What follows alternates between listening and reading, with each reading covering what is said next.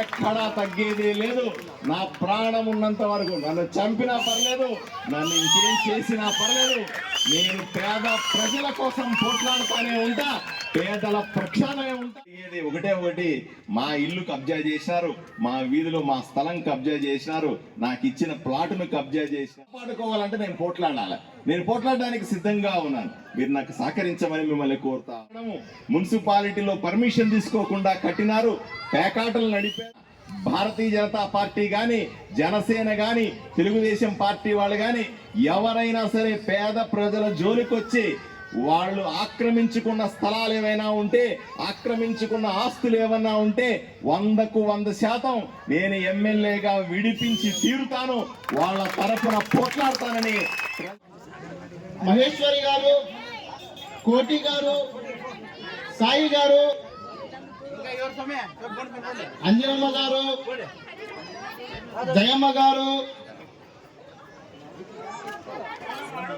Mary గారు, భీమన్న గారు, హసేన్ గారు వేదిక మీదకి రావాలి.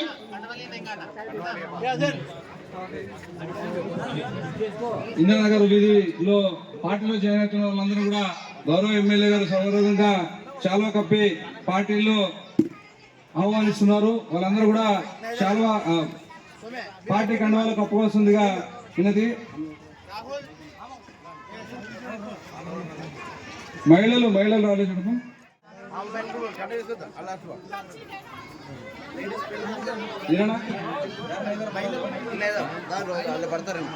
రండమ్మా.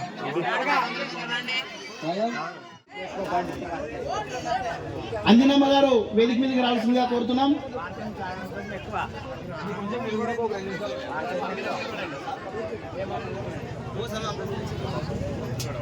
అక్క గారు, నాగమ్మ గారు వేదిక మీదకి రావాల్సిందిగా కోరుతున్నాం.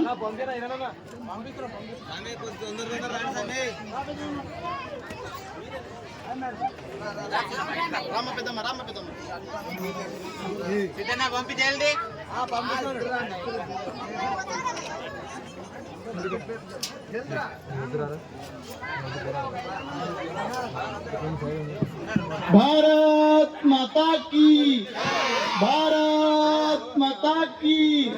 బీజేపీ ఎమ్మెల్యే పార్థన్న గారి నాయకత్వం, ఎమ్మెల్యే పార్థన్న గారి నాయకత్వం, ఎమ్మెల్యే పార్థన్న గారి నాయకత్వం. భారత్ మాతా కీ, బీజేపీ. అదేవిధంగా శంకర్ గారు పార్టీలోకి జాయిన్ అవుతున్నారు, వారు కూడా వేదిక మీదకి రావాలి. భారత్ మాతా కీ, భారత్ మాతా కీ, భారత్ మాతా కీ. బీజేపీ ఎమ్మెల్యే పార్థన్న గారి నాయకత్వం, ఎమ్మెల్యే పార్థన్న గారి నాయకత్వం. బీజేపీ. ఇప్పుడు ఎవరి స్థానంలో వాళ్ళు కూర్చుంటారు అందరూ కూడా.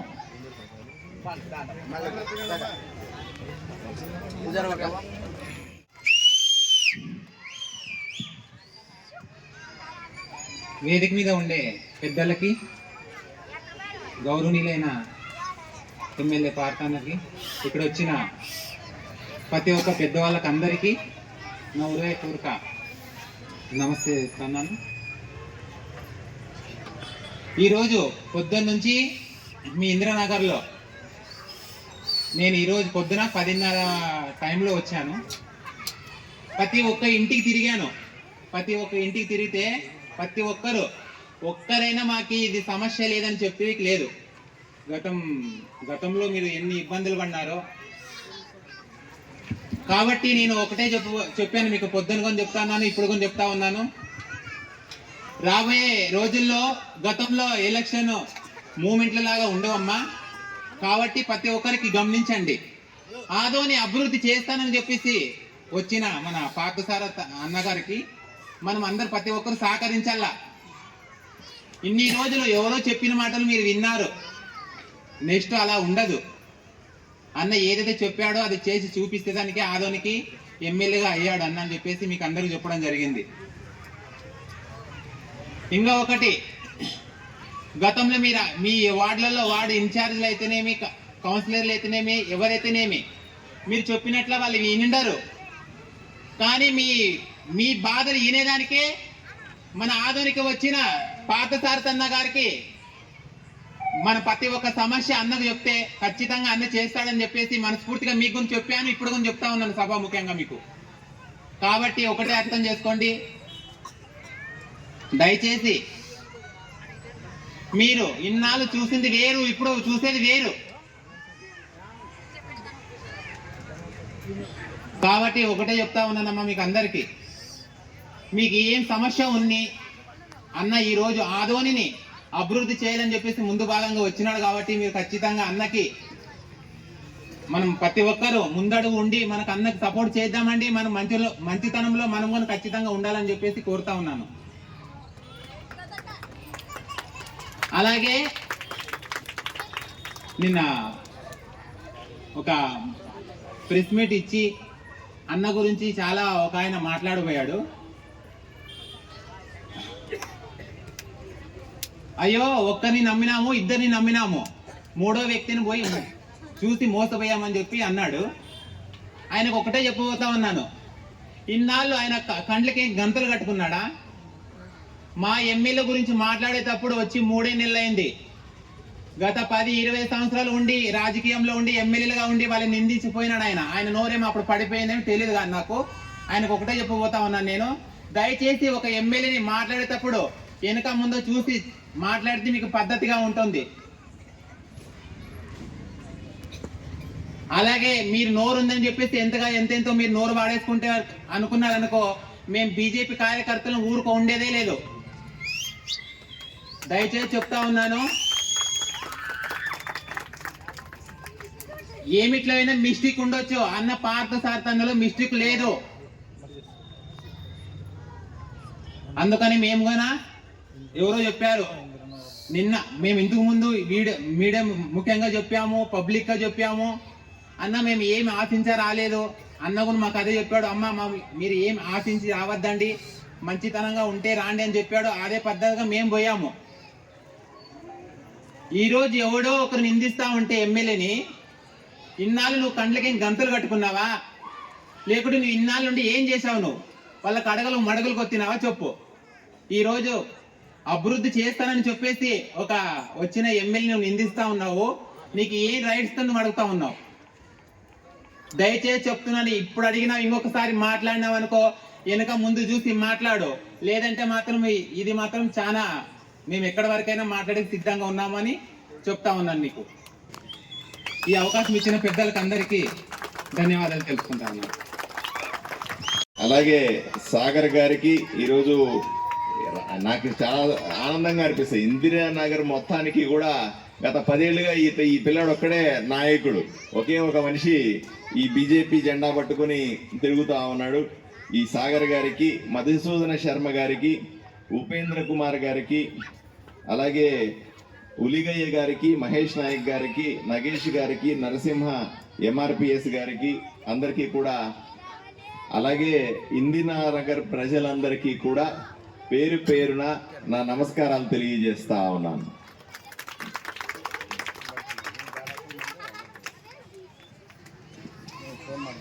చాలా సంతోషం మిమ్మల్ని అందరినీ ఎన్నికల తర్వాత కలవడం ఆనందంగా అనిపిస్తా ఉంది.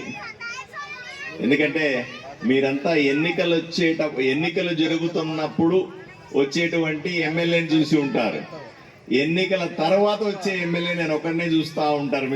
మీకు కూడా నవ్వుగా ఉంటుంది. కానీ నేను చాలాసార్లు ఎన్నికల సందర్భంలో కూడా చెప్పాను, నేను ఇట్లాంటి ఎమ్మెల్యేని కాదు, గెలవక ముందు ఎలా ఉన్నానో గెలిచిన తర్వాత కూడా ప్రజల్లో అలాగే ఉంటానని మీకు అందరికీ వాగ్దానం చేశాను.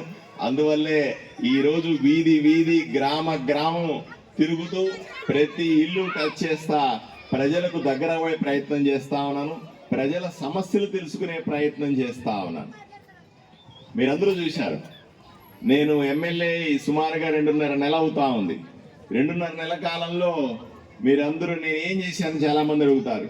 మొట్టమొదటిది, ఇన్ని సంవత్సరాలుగా నేను ఎన్నికల్లో వచ్చినప్పుడు మీరందరూ అడిగారు, మంచినీళ్ళ సమస్య ఉంది, నీళ్లు రావట్లేదు రోజు అని చెప్పినారు నాకు. ఎన్నో కాలనీస్కి పోతే అందువల్ల నేను ఆ రోజు కూడా చెప్పాను, రామ్ జలా అనేటువంటి చెరువులో నీళ్ళన్నీ కూడా పూర్తిగా విషమైపోయి ఉన్నాయి, దాన్ని పట్టించుకునేవాడు లేడు.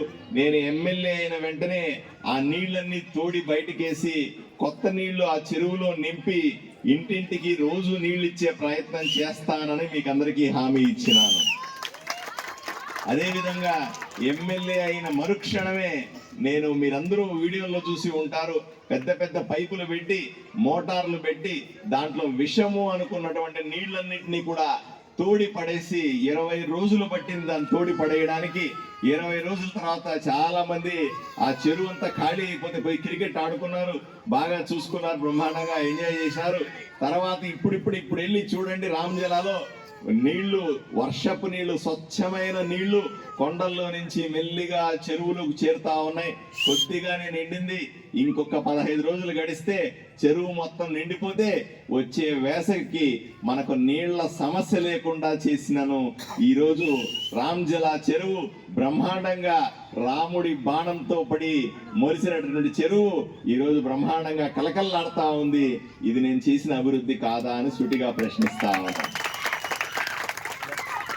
నేను రాగానే ఇట్లా చిన్న చిన్న ఆడబిడ్డలను తీసుకొని వచ్చి, చాలా మంది అయ్యా మాకు హాస్టల్ సీట్ లేదు, మాకు ఇక్కడ మా బిడ్డలు చదివించుకోవడానికి సీట్ లేదు, మేము ఎక్కడికో సుగ్గికి పోతా ఉన్నాం, ఎక్కడికో పోయి 3-4 నెలలు ఉండాల్సి వస్తే మా ఆడబిడ్డలు తీసుకెళ్లి చదివించుకోవడం కష్టం, మాకు ఇక్కడ బంధువుల ఇంట్లో పెడితే ఇబ్బందిగా ఉంటుంది, చిన్న బిడ్డల్ని ఆడబిడ్డలు ఎక్కడ పెడితే చదువుతారో లేదు తెలీదు, ఏమవుతుందో అని కంగారుగా ఉంది, హాస్టల్కి పోతే హాస్టల్ లేవు అని నాకు చాలా మంది ఆ చిన్న చిన్న ఆడబిడ్డలు తీసుకొని వచ్చి చూపించినారు.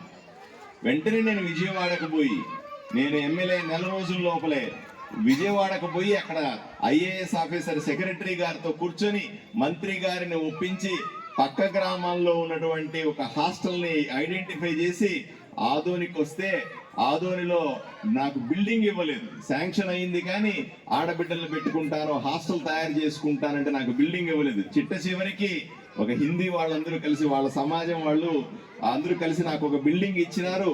ఆ మేదర వీధి పక్కనే ఉంటది, మీరు చూశారు. మంచి హాస్టల్ని పెట్టి ఇప్పటికి ఈ రోజుకి 120 మంది ఆడబిడ్డల్ని నా కన్న బిడ్డల్లాగా చేసుకుని ఈరోజు హాస్టల్ నడుపుతా ఉన్నది నేను చేస్తున్నటువంటి అభివృద్ధి కాదా అని మిమ్మల్ని అందరినీ ప్రశ్నిస్తా ఉన్నా. అంతెందుకు, రోజుకు 15 గంటలు పనిచేస్తా ఉన్నాను.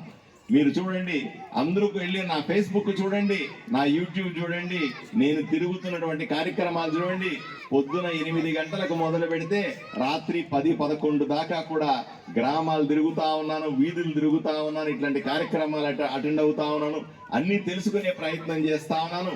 అంతెందుకు, ఈ రోజు కూడా నేను 5 కార్యక్రమాలు అటెండ్ అయ్యి ఈ రోజు ఇక్కడికి మీ దగ్గరికి వచ్చినాను. పొద్దున లేచి ఆర్టీఓ ఆఫీస్లో కూర్చొని ఎవరెవరైతే కష్టాలు ఉన్నాయంటున్నారో, ఎవరెవరైతే ఇల్లు లేవంటారు, ఒకరు వీల్ చైర్ లేదనేటువంటి కుంటుతూ వచ్చేవాళ్ళు, ఒకరు పొలం ఆక్రమించుకున్నారని ఒకరు, లేదా పంటలు పండట్లేదని ఒకరు, కష్టం వచ్చిందని ఒకరు, నష్టం వచ్చిందని ఒకరు వచ్చి అందరూ ఆర్టీఓ ఆఫీస్లో వస్తే వందలాది మందికి నేను సమాధానం చెప్పి ఈరోజు మళ్ళీ ఈ కార్యక్రమానికి అటెండ్ అవుతా ఉన్నాను. ఇవన్నీ నేను చేస్తున్న అభివృద్ధి కాదా? నేను మాట్లాడుతున్నది, నేను చేస్తున్నది ఒకటి కాదా అని సూటిగా ప్రశ్నిస్తా ఉన్నాను. అవును, ఈరోజు తప్పనిసరిగా నేను చర్యలు తీసుకుంటాను. నాకు కోపం ఉంది. ఎవరి మీద కోపం ఉంది? దుర్మార్గుల మీద కోపం ఉంది. ఇన్ని సంవత్సరాలు నేను ఎమ్మెల్యే కాకముందు ఎంతో మంది ఎమ్మెల్యేలకు మీరు ఓట్లు వేసినారు, ఎంతో మంది ఎమ్మెల్యేలకు గెలిపించినారు. వైఎస్ఆర్సీపీ నుంచి 3 సార్లు ఒక వ్యక్తికి మీరు ఓటేసి గెలిపించినారు. ఏ రోజైనా సరే ఎలక్షన్లు అయిన తర్వాత నాలాగా మీ ముందుకు వచ్చి నిలబడి నేను ఇది చేస్తానని చెప్పినాడా అని అడుగుతా ఉన్నాను. ఏ వీధి కన్నా వచ్చి, ఏ గ్రామానికన్నా వచ్చి నేను మీ పనులు చేసి పెడతానని మాట్లాడినాడా అని మిమ్మల్ని సూటిగా ప్రశ్నిస్తా ఉన్నాను. ఈ ఊరిలో మీరు నమ్మాలి ఈ విషయాన్ని. నా దగ్గరికి 100 మంది వస్తే, నా దగ్గరికి రోజు చూడడానికి 500 మంది నుంచి 1000 మంది దాకా వస్తారు. వీళ్ళల్లో ఎక్కువ మంది నన్ను అడిగేది ఒకటి, మా ఇల్లు కబ్జా చేసినారు, మా వీధిలో మా స్థలం కబ్జా చేసినారు, నాకు ఇచ్చిన ప్లాటును కబ్జా చేసినారని 75% మంది చెప్తారంటే ఇంతకు ముందున్నటువంటి ఎమ్మెల్యేలు ఏ విధంగా మిమ్మల్ని నంచుకొని తినేసినారో, ఏ విధంగా మీకు అన్యాయం చేసినారో, ఏ విధంగా మీ ఆస్తిపాస్తులన్నింటినీ కొట్టేసినారో, ఏ విధంగా మీ జీవితాలను సర్వనాశనం చేసినారో మీరు అందరూ అర్థం చేసుకోవాలి. వీళ్ళందరినీ ఇలా చేయాలి. మీరే చెప్పండి నాకు. నాకు ఇచ్చిన 3 నెలల సమయంలోనో నాకు ఇచ్చే 5 సంవత్సరాల ఈ సమయంలో ఇన్ని వేల మందికి, లక్షల మందికి కబ్జాలైన వాటికి లేదా ఆక్రమించుకున్న వాటికి నేను సమాధానం చెప్పాల్సి ఉందా లేదా అని మీరు సమాధానం చెప్పాలి. వీళ్ళందరినీ కాపాడాల్సిన అవసరం ఉందా అని మీరు సమాధానం చెప్పాలి. కాపాడుకోవాలంటే నేను పోట్లాడాలి.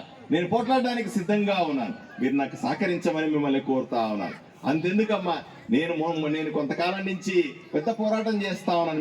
మీరు చూస్తా ఉన్నారు. సాక్షాత్తు వైఎస్ఆర్సీపీ పార్టీ ఆఫీసు ఆదోనిలో ఉన్నటువంటి అద్దాల మేడ, 4 అంతస్తుల అద్దాల మేడ, దాన్ని ఎవరో బాబయ్య అనే వ్యక్తి పాపం అది కొనుక్కొని ఉంటే, ఆయన ఎక్కడో ఉద్యోగం చేసుకుంటూ వేరే ఊర్లు తిరుగుతా ఉంటే దాన్ని ఆక్రమించుకొని వైఎస్ఆర్సీపీ నాయకులు దాంట్లో అద్దాల మేడను కట్టి దాంట్లో ఏం చేశారనుకుంటున్నారు? వైఎస్ఆర్సీపీ పార్టీ ఆఫీస్ అని పేరు పెట్టినారు. లోపలంతా పేకాడిచ్చి పేకాట క్లబ్ నడిపినారు. ఇంత దుర్మార్గం ఎక్కడన్నా ఉంటుందా అని సూటిగా నేను ఎమ్మెల్యే అయిన వెంటనే నోటీసులు ఇచ్చినాను వాళ్ళకి. అయ్యా, ఇది మీ ఆస్తి కాదు, మీరు ఆక్రమించుకున్నారు. ముమ్మాటికి కూడా మీరు ఆక్రమించి అక్రమంగా కట్టిన కట్టడము, మున్సిపాలిటీలో పర్మిషన్ తీసుకోకుండా కట్టినారు, పేకాటలు నడిపారు. మీరు చేసింది అక్రమము అని నేను పోరాటం చేస్తా ఉన్నాను. నా పోరాటం సరైందా కాదా అని ఆదోని ప్రజలు ఆలోచన చేయాలి. వాళ్ళు బాధపడిపోతా ఉన్నారు. వైఎస్ఆర్సీపీ పార్టీ పేరు చెప్తాను, ఎవడో ఇంకోటి ఎర్రిస్వామి అంట. ఆ ఎర్రిస్వామి బిల్డింగ్ అది ఆయన ఆక్రమించుకున్నాడు.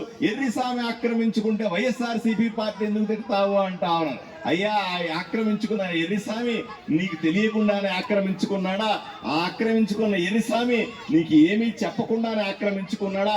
అదొక్కటే ఆక్రమించుకున్నాడా? ఊర్లో అందరి పొలాలు ఆక్రమించుకున్నాడా? దొరికిన అడ్డంగా వచ్చినటువంటి ప్లేసులన్నీ మీరు ఆక్రమించుకున్నారు కదా మీ అనుచరులతో కలిపి. ఇవన్నీ ఇడిపించాల్సిన అవసరం ఉందా లేదా అని మిమ్మల్ని అందరినీ సూటిగా ప్రశ్నిస్తాను. ముమ్మాటికి ఈరోజు చెప్తా ఉన్నాను, ఆదోని ప్రజలకు నేను హామీ ఇస్తా ఉన్నాను. వైఎస్ఆర్సీపీ నాయకులైనా సరే, మా కూటమిలో ఉన్నటువంటి వీళ్ళు ఎవరైనా సరే ఆక్రమించుకొని ఉన్న భారతీయ జనతా పార్టీ కానీ, జనసేన కానీ, తెలుగుదేశం పార్టీ వాళ్ళు కానీ ఎవరైనా సరే పేద ప్రజల జోలికొచ్చి వాళ్ళు ఆక్రమించుకున్న స్థలాలు ఏమైనా ఉంటే, ఆక్రమించుకున్న ఆస్తులు ఏమన్నా ఉంటే 100కు 100% నేను ఎమ్మెల్యేగా విడిపించి తీరుతాను. వాళ్ళ తరఫున పోట్లాడతానని ప్రజలకందరికీ హామీ ఇస్తా ఉన్నా. ఎక్కడా తగ్గేది లేదు. నా ప్రాణం ఉన్నంత వరకు నన్ను చంపినా పర్లేదు, నన్ను ఇంకేం చేసినా పర్లేదు, నేను పేద ప్రజల కోసం పోట్లాడుతానే ఉంటా, పేదల పక్షానే ఉంటా, ప్రజల వైపు నేను నిలబడతానని మాత్రం నాకు ఎటువంటి ఆశ లేదు. అమ్మా, నేను ఎలక్షన్లో డబ్బులు ఖర్చు పెట్టుకున్నాను, నేను ఎలక్షన్లో గెలిచాను. అయినప్పటికీ కూడా ఏ రోజు కూడా ఏ ఎలక్షన్లో వచ్చిన తర్వాత ఎమ్మెల్యే అయిన తర్వాత సంపాదించుకోవాలని కానీ, ఎమ్మెల్యే అయిన తర్వాత హుందాగా పెద్ద 10-20 కార్లలో తిరగాలని కానీ, ఎమ్మెల్యే అయిన తర్వాత ఆడిని పట్టుకొచ్చి ఈయన్ని పట్టుకొచ్చి పోలీస్ కేసు పెట్టాలని కానీ, ఎమ్మెల్యే అయిన తర్వాత దౌర్జన్యాలు చేయాలని, ఇంకో స్థలాలు ఆస్తులు ఆక్రమించుకోవాలని నాకు ఆశ లేదు కాక లేదు. 100కు 100% చేస్తా ఉన్నా. మీరందరూ కూడా ఆదోని ప్రజలకందరికీ స్పష్టంగా చెబుతా ఉన్నా, మీ రుణం తీర్చుకుంటాను. నాకు ఓటేశారు, నన్ను ఎమ్మెల్యే చేశారు. మీ రుణం తీర్చుకోవడానికి మాత్రమే రోజుకు 18 గంటలు పని చేస్తా ఉన్నాను తప్ప నాకు వేరే ఆలోచన లేదని ఆదోని ప్రజలకందరికీ స్పష్టంగా చెబుతా ఉన్నా. అయ్యా దుర్మార్గులు, నేను ఎమ్మెల్యే అయిన తర్వాత నేను మళ్ళీ గర్వంగా చెప్పుకుంటా, ఎమ్మెల్యే అయిన తర్వాత మా అమ్మ నన్ను అడిగింది, ఆదోనికి ఏం చేసావు పార్థసారథి, నాకు కొడుకుగా నువ్వేం చేసినావు ఆదోనికి అని చెప్పింది. అమ్మా, నేను ఆదోనికి స్వేచ్ఛనిచ్చినాను అని చెప్పిన. మీరు చూడండి, నేను ఎమ్మెల్యే అయిన తర్వాత ఊర్లో ఎవరైనా రౌడీలు కనిపిస్తా ఉన్నారా? నేను ఎమ్మెల్యే అయిన తర్వాత గూండాలు కనబడతా ఉన్నారా? నేను ఎమ్మెల్యే అయిన తర్వాత కబ్జాలు కనబడతా ఉన్నాయా? నేను ఎమ్మెల్యే అయిన తర్వాత ఎవడన్నా వచ్చి నా మాటను పోతే కొడతా తంతానంటున్నాడా? అలా అంటే వాళ్ళు చేతి విరిచేస్తానని, కాళ్ళు ఇరగొడతానని మీ అందరికీ మీ సమక్షంగా చెప్తా ఉన్నా. ఈ ఊర్లో రౌడీలు లేరు, గూండాలు లేరు, ఎవడిని ఎవడు బెదిరించలేడు. అందరూ ప్రశాంతంగా మనశ్శాంతితో బతకాలని నా ఏకైక లక్ష్యాన్ని నేను 100కు 100% తీర్చుకుంటాను. మీ అందరి రుణం తీర్చుకుంటాను. అమ్మా, ఒకటి ఆలోచన చేయండి. మీకు అందరికీ తెలుసు, మీరు ఒక గుడిసె వేసుకోవాలి, ఒక చిన్న ఇల్లు కట్టుకోవాలంటే ఎన్ని రోజులు పడుతుంది? 1-2 ఏళ్ళు పడుతుందా లేదా? నేను ఇంత పెద్ద ఊరిని సర్వనాశనం చేసినారు ఈ ఇంతకుముందు ఎమ్మెల్యే. ఇంత నాశనం చేసిన ఈ ఊరిని బాగు చేయాలంటే నాకు సమయం పడుతుందా లేదా అని మీరు సమాధానం చెప్పాల్సిన అవసరం ఉంది. 2 నెలల్లో ఇంత పెద్ద ఊరిని 2,50,000 మందిని ఎలా కాపాడుకోగలుగుతాను? అయినప్పటికీ కూడా ప్రయత్నం చేస్తా ఉన్నా. తిండి మాని నిద్ర మాని రోజుకు 15 గంటలు 18 గంటలు పని చేస్తా ఉన్నా. నేను వదలను. ఈ ఊరిని బాగు చేయడానికి సర్వశక్తులు ఒడ్డుతా. ప్రతి ఒక్కరి కష్టాన్ని, ప్రతి ఒక్కరి నష్టాన్ని, ప్రతి ఇంటిలో ఉన్న బాధను పంచుకుంటా. మీ అన్నలాగో, తమ్ముడులాగో, కొడుకులాగో, మీ ఇంట్లో మనిషిలాగా ఈ జీవితకాలం ఆదోని రుణం తీర్చుకుంటానని మీ అందరికీ హామీ ఇస్తా ఉన్నా. దయచేసి అర్థం చేసుకోండి. నేను ఒక్కసారి బయలుదేరితే ఆ వీధికి వచ్చేసరికి అక్కలు అడ్డం పడినారు. మా వీధికి రా అంటా ఉన్నారు. మీటింగ్ అయిపోతానే వస్తానంటా ఉన్నాను. ఎక్కడికి పోయినా కష్టాలు చెప్తా ఉన్నారు, ఎక్కడికి పోయినా బాధలు చెప్తా ఉన్నారు, ఎక్కడికి పోయినా మమ్మల్ని పట్టించుకోలేదు ఇన్ని సంవత్సరాలు అంటున్నారు. నాకు తినడానికి అన్నం దిగట్లేదు, బాధేస్తా ఉంది, కడుపులో దేవినట్టుగా ఉంది. ఏమిటి ఈ ప్రజలకి ఇన్ని కష్టాలు? ఏమిటి ఈ ప్రజలకి ఇంత అణిచివేత? ఏమిటి ఈ ఆదోని ఇంత సర్వనాశనం చేశారని రోజు నేను బాధపడని రోజంటే లేదంటే మీరు నమ్మాలి. ఇంతగా భయానక పరిస్థితుల్ని సరిదిద్దాలంటే తప్పనిసరిగా నాకు సమయం కావాలి, మీ ఆశీర్వాదం కావాలి, మీ సపోర్ట్ కావాలి. మీరు నాకు తోడుగా ఉంటే తప్ప ఈ ఊరిని బాగు చేయడం నా వల్ల కాదు. కాబట్టి మీరందరూ చెయ్యెత్తి నన్ను ఆశీర్వదించాలని నేను మీ దగ్గర ఏమీ కోరట్లేదు. మీ ఆస్తులు అడగట్లేదు, అంతస్తులు అడగట్లేదు, ఇంకోటి అడగట్లేదు. నాతో పాటు పోట్లాడమని కూడా అడగట్లేదు. నాకు ఒక్కసారి చెయ్యెత్తి ఆశీర్వదించండి చాలు. మీ పోట్లాడంతా నేను చేస్తా, మీ వైపు నుంచి నేను పోట్లాడతా. మీ వైపు నుంచి ఈ ఊరిని బాగు చేసే పని ఎన్ని రోజులైనా పర్లేదు, ఎంత కాలమైనా పర్లేదు, తప్పనిసరిగా చేసి చూపిస్తానని మీ అందరికీ హామీ ఇస్తా ఉన్నా. అంతెందుకు ఈ ఊరినన్నిటినీ కూడా సరిచేయడానికి డబ్బులు కావాలి. మీరు చూశారు, నేను ఎమ్మెల్యే అయిన వెంటనే ప్రమాణ స్వీకారం చేయక ముందే 5 మంది మంత్రులు కలిసిన. ప్రమాణ స్వీకారం చేసిన తర్వాత ఇంకొక 20 మంత్రులు కలిసి రోజు పేపర్లు ఇస్తా ఉన్నా. పేపర్లు ఇచ్చి అయ్యా ఆదోనికి డబ్బులు ఇవ్వండి, అయ్యా ఆదోని వైపు చూడండి. మీరు చూస్తే అక్కడ సచివాలయంలో మంత్రుల దగ్గర బిచ్చగాళ్ళలాగా పేపర్లు ఎత్తుకొని మీ తరఫున మీకోసం నేను వెళ్ళి ఒక్కొక్కరిని డబ్బులు అడిగింది నిజం కాదా, మీరు నా సోషల్ మీడియాలో చూడలేదా అని అడుగుతా ఉన్నా.